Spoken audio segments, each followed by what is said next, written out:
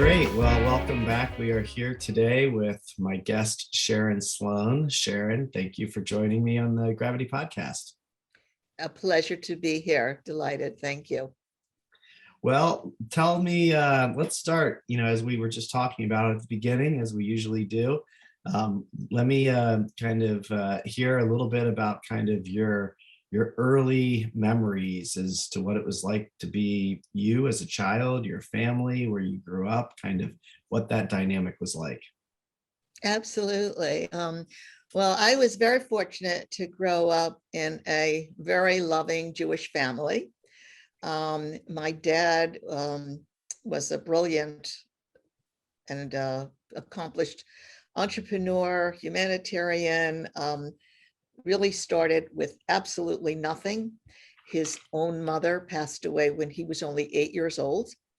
And so really from his early days, he worked and put his whole life together on his own for many, many years and helped his siblings. He went on to invent a number of things and get a number of patents and really had a very business focused mentality and the kindest, sweetest person you would ever want to know. My mother was absolutely lovely, just the sweetest person, very kind, very loving, very supportive. And it was a wonderful way to start. And I think back on some of those early days, and you will probably appreciate this. What was most common after dinner was for my father to figure margins on the back of a napkin. Now, in those days, it was literally on the back of a napkin, not on our iPhone or our tablet. He was in the garment industry, manufactured jackets and coats and things like that. So he would be figuring how many yards of material and how many zippers and buttons and how much labor would be needed. And I grew up in those early years thinking that's what every family did after dinner. Of course, as I got a little older, I realized that conversations after dinner vary tremendously in different families. But that was a big focus. And then my mother was always involved in a lot of charitable organizations, whether it was the Association for the Blind, the National Federation for the Blind, because she suffered from eye problems, physical vision problems. But what she lacked in physical vision, she more than made up for in her outlook on life. Mm. And so that was really the beginning for me. Yeah, so that's great to hear. I'm curious to kind of learn more about, how both of their influence and then maybe kind of how your own just, way of being started to emerge, as you were a child or as you started to move through your schooling. Well, I guess I always felt like I wanted to do something on my own. My father used to have an expression, you want to be the person that signs the check, not waits for the paycheck. But of course, there were many difficult years in his life growing his business. And as we as entrepreneurs all know, we have our ups and downs. So what happened was I thought I would become a teacher because I was very interested at the earliest age in learning and behavior and psychology and those kinds of things. And I did go to college and then graduate school, and I became an English teacher and then a high school guidance counselor. But I realized that I wanted to do something else with that background and actually wanted to work with adults, not teach children. Now I have two wonderful children and grandchildren. I love kids, but it just wasn't what I wanted to do professionally. So I started to do some consulting in instructional design, curriculum development, things like that with a number of organizations here in the Washington, D.C. area. And then what I saw was that what was passing for learning or training in corporations, in healthcare organizations, in the government, actually wasn't moving the needle on anything. It wasn't getting applied. It wasn't changing attitudes and behaviors. It was kind of this check the box and a lot of wasted resources. So I started to think about, well, what does it take to actually change people's behavior in a positive way and go beyond giving them knowledge, information, and skills to affect what they do in real life? And that was the beginning of what became Well Interactive, which is what we do today. My partner, Lynn McCall, and I co-founded the company all the way back in the late 1990s. We patented this interactive behavior modification system, which is really a form of interactive movie that we're still doing today, that we had to do on desktops and big monitors back then, and now we're doing it on our phones. But we took on the ability to engage people emotionally, not just cognitively, to change their behavior in a positive way. And so today we're really focused on changing the fabric of society around things like mental health, improving people's experience at work, whether it's sexual harassment prevention or diversity, equity, and inclusion, many of the things that are at the center of the Great Resignation right now. Yeah, I'm definitely want to talk more about that. And it's fascinating work. I am curious a little bit more about kind of, this part of you that clearly wants to be an entrepreneur. And, we talk a lot about that. I don't know if you've had a chance to cross paths with Gino Wickman. He's from EOS. Gino's also a strategic coach guy and friend of Justin's. So I thought maybe, but he's got a thing called Leap right now, which is all focused on trying to help people decide if they want to be an entrepreneur or not, if they actually, in his opinion, are born to be entrepreneurs, that it's clearly not for everybody. And so I'm kind of curious, it sounds like in your case, you have this strong influence coming in from your father, seeing him back in the napkin margins, just kind of in it, really the impression that must have made on you. But then also, you described that maybe there was something just in you to begin with, that you were wired that way, that, for one reason or another, that's kind of just the path that you really were energized by.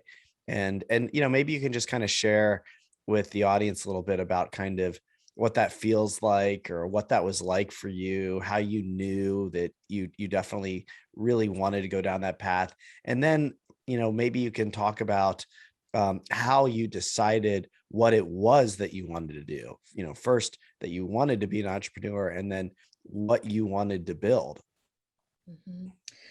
Yeah, so it's clearly not for everyone. It is, I always say entrepreneurship is a lifestyle, not a job. And my partner and I joke about this all the time, that we're actually life partners as well as business partners, because no one would probably have either one of us, because we're so consumed the passion of our work. But I think what happened was that I wanted to have some control over my own destiny. And when I worked as a consultant in some of the large organizations with a lot of very intelligent people and wonderful people, I was not cut out at all for sort of the office politics part of corporate life. That wasn't what interested me. What was interesting to me was doing something that made an impact. And of course, it was very challenging, because in those early days, we had a lot of peanut butter sandwiches. First of all, if you think back, and I know it's hard for you and all of our listeners probably to think back to the late 1990s, there was no broadband, there were no tools, there was no software. And so people would say to me, what are you doing? Like, nobody will ever play video on a computer. and go get a job. Right. And I felt like, no, that's not right. Can't do it quite yet. But there's a real need to engage people in learning experiences that actually impact their life and improve the lives of others. Mhm. So it was kind of like the only path was to do it on my own because there was nowhere else to do it in Mhm. those days. And there were a lot of challenges. Like I said, people thought when we went to our first conference that we had some sort of crazy stuff under our exhibit table, that, what we were doing couldn't be done, um, because it wasn't being done back then. Um, but we were fortunate that we encountered some very visionary people in the military and in healthcare that became quite interested in what we were doing and gave us the opportunity to apply some of the work. Mhm. Yeah, maybe just expand a little bit on this, like, belief. I have a couple questions that I'm curious about. One, related to the technology and the specifics of what, you're really doing. And you're right. I mean, it is fascinating just how fast, I guess. I mean, you're talking 20 years, but still, 20 plus years, still that I actually do remember, the late 90s. I was, into my career already at that point. And in fact, I often joke that when I met my wife, um, I was in college and I went back to school and she was back home, and I got a dial-up modem, uh, and had an AOL account to try to, like, stay in touch, and then I couldn't figure out how to use it, and it took forever, and it was, so I very much remember those days, and it's crazy, just how much the tech is evolved and how fast it's evolving, which I am curious to hear your opinion on. But before we do that, kind of sticking with the entrepreneurial thread, there's always going to be the people that say, what are you doing? And you can't do that. And that's strange or weird, or it's just not even possible. So what was that like for you to hear all of that and still have some belief? I'm sure there were some doubts too, but there must have been some sort of something that was driving you, that despite the naysayers, you kept going. Yeah, you're right, all on all counts there. I just felt like there was a there, like this could be done. And I'm not the technology person, so I surrounded myself with, much smarter people on that end. But for me, it seemed like a, a super important problem that needed to Mhm. get solved, which was to help people learn in ways that it was applied and change their behavior, because that is the cornerstone of everything. It's what people do. And it wasn't happening. And I had a master's in counseling and I had my bachelor's in English and education.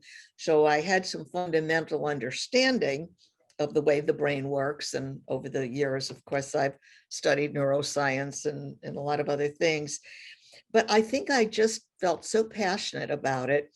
And because our methodology used movies as the delivery tool, even though movies were not interactive back then, I felt like if we could capture the engaging quality of movies, because people remember movie scenes they saw 10 years ago. Well, they'll forget about learning or training program they took 10 days ago. Mhm. And I felt like this had to be done. It could be done. And if I surrounded myself with the right people and we got a start, if we could get some traction with somebody that Mhm. really wanted to make an impact on a problem, that the world would sort of catch up to us as far as the technology. I had a Mhm. lot of emotional support from my parents, Mm. um, who said, if you really think there's something there, go for it. Mm. Mhm. Yeah. Can't underestimate those that are cheering you on too, and so why don't you just take a minute and explain a little bit more about, what it is that you're actually doing today, how you're using it, how you've kind of started to get into solving real problems that, are really everywhere right now. Go ahead and just kind of take the audience through exactly, kind of how you guys are approaching the work that you're doing. Absolutely. So as I said, we take on the big issues of national concern around behavior. So right now, our world is a very challenging place. I think everybody would agree about that. We partner with Yale New Haven Health and the School of Medicine around clinician and burnout and suicide and all of the problems that we're facing that have been exacerbated by COVID, but were there before, around resilience and wellness for our clinicians. It's not a medical issue only, because we Mhm. are all consumers of healthcare. So if we lose our best and brightest in the medical profession, and if doctors tell young people don't go into medicine because XYZ, we will have a major public health crisis. Mhm. In another way, we see terrible things going on in the corporate workplace, just top of your news feed: sexual harassment, abusive conduct, ethical misbehavior. It's every day. And so how can people thrive in an environment like that? And how can organizations thrive? And it goes to their mission and their brand and their productivity and their bottom line. So our interactive movies actually are proven to change behavior. They Mhm. will change what people do in a positive way. It sounds like not really possible. Like, how could a interactive movie software product make that kind of impact?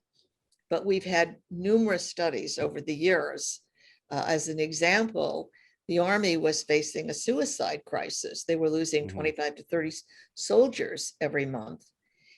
And they came to us, this was just over a decade ago, and we created a program that became the centerpiece of an Army stand down. So every American soldier and Army civilian around the world used the program for 2 hours during a 30-day period, and we reduced Army suicide by over 60%.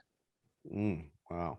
Okay, Amazing. so we're there for the people that are not in place to check the box.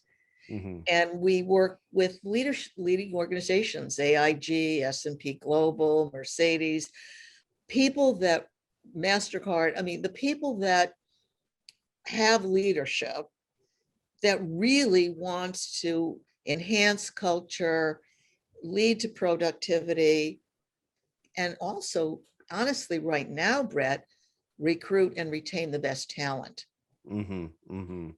because the great resignation is alive and well. And we try to give our customers a competitive advantage. And also, because we work very horizontally across all industries, we tend to bring best practices and lessons learned from the military to healthcare, from healthcare to professional sports, from professional sports to financial services, and so forth. Mhm. So talk to me a little bit about kind of the tech and how you've, seen that evolve and I mean, it feels to me like it's just kind of speeding up at multiples that are almost impossible to even keep up with anymore. What's this latest shift with, Web3 and VR and AR and the metaverse. I mean, I'm I'm both curious about kind of the speed at which it's moving, but then also, you're clearly in a lane where you are uh trying to use the technology, not trying, you are using the technology for good, which is also something I think, that has to be elevated in the conversation of technology. It's usually people are pretty quick to kind of say where we're going, including where we are, is bad. I'm not convinced that it is. I certainly see the downsides of it, and the elements that are, but I think that there's a lot of good here too, and maybe that's even, our responsibility. But talk a little bit about kind of how you see the technology advancing, at the rate it's advancing, the rate it's advanced, and then, kind of how you think about using it, to create, powerful outcomes. Well, that's a really interesting point. And I have a very strong opinion on it. Technology is an enabler. I don't believe that technology is the end state. And that was 25 years ago, and that's today. Bells and whistles. Say more about that. Yeah, explain that comment a little bit. Okay, so I don't believe that bells and whistles are what it's all about, or how fast the speed is. You want a good user experience, of course. But why are you doing it? And what are you trying to accomplish? It's a tool. It's a way of getting to someplace else. It's about improving behavior, changing society. There is a terrible dark side. And you mentioned, for example, VR and AR. I'll take that. We get asked about that a lot in our learning programs, and we've played around with that technology. And we're doing a few things with AR in some of our work with the Navy and some of our other customers. But here's my question always to the team, to the customer. How does it add to the outcome that we're trying to achieve? And what's the downside? So do you really need to invest in goggles and put people in front of a screen and worry about handing off this heavy stuff? Does it add something? So far, I've not seen any research that shows, in terms of changing behavior, that adds value. Now, there is some new work going on, and I know there are some people doing some good things, but I think that we need to stay grounded. And where we stay grounded is in what we're trying to achieve. Now, if you're in the entertainment industry, you're going to have probably a different lens that looks at this. If you're selling video games or things of that nature, because those are out there and consumed for different reasons, and by, in some cases, different populations. But from our perch, we actually built a whole platform behind our interactive movie delivery that collects information that we feed back to the organization on what choices the people make in the movie. Do they go back and make different decisions if they get a bad outcome? How long do they play? And feedback to the organization, for example, around sexual harassment. Well, it seems like 76% of your population is really struggling when they have this kind of scenario at work. Whereas over here, everybody seems to be doing quite well. Well, that tells the organization maybe where they need to invest in additional initiatives. Where are people being held back? How can we help them thrive or overcome those challenges? That's where technology, in my opinion, is so useful, because it helps to inform, and then it helps us to take the next step. Mm-hmm. Yeah. Let me just kind of flesh that out a little bit with you, because I've kind of pivoted my thinking on tech here recently. And a big part of my kind of commitment to embracing technology is that I don't know that we really have a choice anymore. That we're not getting rid of our phones unless we're going into a VR set of some kind, right? Like, we're already in it. I mean, the whole idea that we use our phones too much, look at our phones too much, which we might. I don't see it changing. I see it increasing. Um, and now maybe that's could sound like, boy, we're doomed, there's nothing, we're helpless, there's nothing we can do.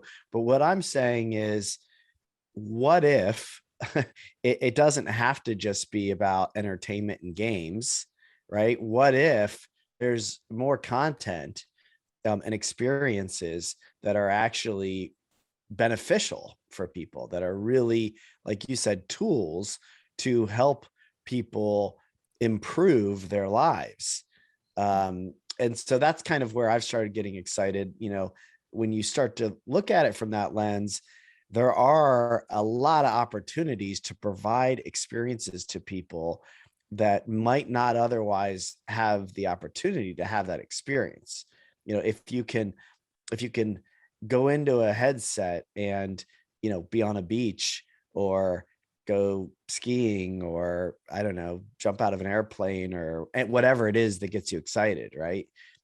Meditate or connect with somebody. I mean, when you look at the pandemic and you see kind of the way that FaceTime and Zoom was connecting people, a lot of people were talking, even, just social media, Facebook, to keep in touch with old, friends from college, or people from high school, or kids, or other people. I mean, there's a lot there that maybe isn't as bad as we kind of thought it was. Again, I don't want to diminish the serious negative effects that are there, but talk to me about what you think. Like, it's, I'm kind of saying it's too late. It's can't put the genie back in the bottle. VR is coming. Yeah. Well, and certainly there's a place for VR, but I think you used the word responsible a few minutes ago, and I think it's a very important word. And how do we use technology in a responsible fashion? It's kind of like everything else in life. There are always going to be bad actors or people that use things for destructive purposes. But those same technologies can be used for good. Mhm. So I think it's a moral compass. I think it's Mhm. how we bring the society, which is so fragmented right now, together. We have social media, for example, being used for good purposes and not good purposes. And I think you're right. The genie's out of the bottle. There is, I do believe, though, the very beginnings now, and you mentioned the word meditation, of people in unexpected places talking about the value of silence, turning off of your phone to have just quiet time. And that is not slacking off, but that it actually helps you thrive. It helps your brain recharge. It gives you more innovative ideas, that less is more sometimes. And so I think it's all around us, and it can be all consuming. I was reading the other day about Microsoft's quiet room. I don't know if you've happened to Mm-mm. stumble on that. No. They have a room where the idea is to pick up any kind of minutia in terms of a sound. It could be the buzz of a computer, or a bird flying by, tweeting, or whatever.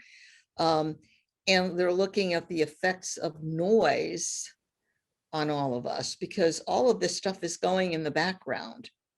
And it's fascinating, some of the work that they're doing there, but Mhm. it's just one example. I think that noise, the word noise, refers not only to physical noise, but I would call it mental noise. There's this sort of fear of missing out if I don't keep checking my phone or my Facebook or whatever tool you're using. And I think there's an educational process. If we are aware of what's happening, we can start to have conversations around how to best use what's out there and when to use it. Mm-hmm. Yeah, I heard Elon talking about it from the perspective of, um, well, if people are staring at their phones all the time, then maybe they like what's on their phone more than they like what's off their phone. So in other words, they like this kind of virtual social media life better than they like their own lives. And there's, it kind of sparks some curiosity in me. And I know that most people will probably say, that's terrible. That's terrible. The people aren't connecting, and they're not being with their kids, or they're not being with their spouses, or, they're distracted and fear of missing out. And I think that could really be true, that, you kind of have to ask yourself, well, am I not being a good parent? Am I not being a good spouse? If have I lost my mind? Am I, like, is this doing things to me that make me feel bad? Um, or what I started thinking about that is, what if we could create, just kind of additional ways for people to improve their lives, to actually like their lives better because of the technology. You talked about the quiet room, and you see a lot of tech that, I mean, I've kind of seen, I guess, dribblings of this, that we might be able to simulate nature in impoverished communities or inner cities or places where it doesn't exist. You might be able to kind of be in an environment where those noises, those sounds, of trickling water, or birds chirping, or beautiful music or something, which could actually help you, benefit you. I don't know, I'm just kind of like grasping at some ideas, but I don't know, I just kind of feel like that's where we're going to focus. That's, our group in particular is really looking at this tech as if we don't have a choice. It's happening. And so what's our role in it? And how are we going to try to make the human experience a better one because of these tools? And because I think you're right. If not, we'll just be kind of, stuck mindlessly staring at stuff, and, playing games and killing each other and killing ourselves. If there's not something there that's actually beneficial. I absolutely agree with you. I mean, I come back to, what I said as far as an enabler. If it's an enabling, if there's some technology that enables somebody in an impoverished urban community to have a better life experience, then that's a wonderful use of the technology. And there are probably many things that we can do. Look at all the medical advances also with technology, things that couldn't be done 20 years ago that are being done today, and saving lives and improving lives. So I think whatever the technology is, at the end of the day, it will be how we humans choose to use it for better, for improvement, for quality of life, for helping others, for bringing community together, whatever it is. And there will be a dark side. There always has been. And unfortunately, that exists. But I think that there are a lot of good things that can come out of it. But it needs to be responsible use. Mm-hmm. Yeah, no question. Well, talk to me a little bit more about kind of where you guys are headed and what the future looks like for you and your group. Well, we're always focused on the things that are impacting society, and particularly business, and the most.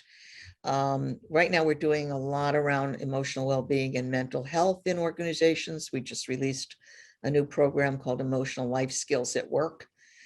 People are struggling.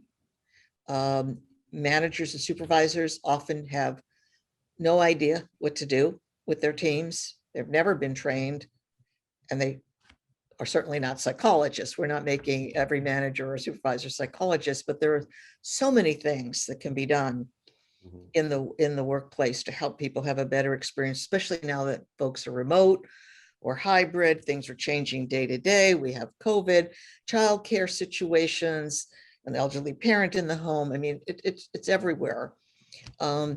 So how do we really address those kinds of things? Because most challenges in business, and I'll be interested in your take on this, and you drill down, they're actually people challenges. Yes, equipment breaks, and it has to be replaced and that sort of thing. But so much of it is really around how people interact with each other, how they behave, how they view the organization that they're a part of, the community in which they live, how they treat other folks, how they want to be treated. And together we can do so much if we're working together. And I think that there's a real opportunity. And so we're focused on the big issues. You know, I talk with people all day long about the shortages in talent, or as I mentioned earlier, the clinician well-being and what's going on in our healthcare professions. And so we're focused on delivering these tools that help people improve their behavior for their own well-being, the organization that they work in, and then society writ large. And through a very entertaining venue. It's not this painful stab me with a fork training thing that, you know, people hear the word training and it's like, oh gosh, I have to do that thing again. It's not that at all. It's actually a very enjoyable, enlightening experience. They talk to other people about it, and then everybody benefits by elevating the culture and improving their lives and the lives of the organizations. That's great. Yeah, you know, I love the idea that you're taking what might have been something people really did not look forward to doing into something that's is a very you know, pleasurable and beneficial experience. So it's great. Yeah, I really believe that you're an example of what I'm talking about and have been for a long time, right? In kind of in the face of the kind of scrutiny or criticism or uncertainty of technology, you've been leaning in and using it in a way that is really adding value to others. And so that's great. And I think, you know, that's, you know, what I'm committed to doing too, and feel very much inspired by, and really, you know, hopeful and optimistic about where we're headed and how these tools can really be a big part of that. So thanks, Sharon, for what you're doing. Any other kind of, you know, final thoughts or comments or anything you wanted to share with the audience? Well, first of all, I understand from Justin that you were just named Entrepreneur of the Year in, Oh, yes. in Thank you. Columbus. So a mazel tov Yes. to you. Thank And you. congratulations, Brett. That's wonderful. That's And kind thank of you so much for having me, you know, join you today. I guess my you know, only thing I would say is that if at any time I can help you or any of your listeners in terms of changing the fabric of society through learning, not training as anybody knows of it from the past, or helping organizations with the Great Resignation, giving them that competitive edge to recruit and retain the best possible workforce because their culture is strong and healthy and thriving. Would love to have those conversations and would love for folks to reach out and just have a chat. Wonderful. Well, we'll make sure we put in the show notes how everybody can find you. And thanks again, Sharon. Really appreciate you taking the time and being on the podcast today. Thank you so much, Brett. It was really a pleasure. Appreciate it.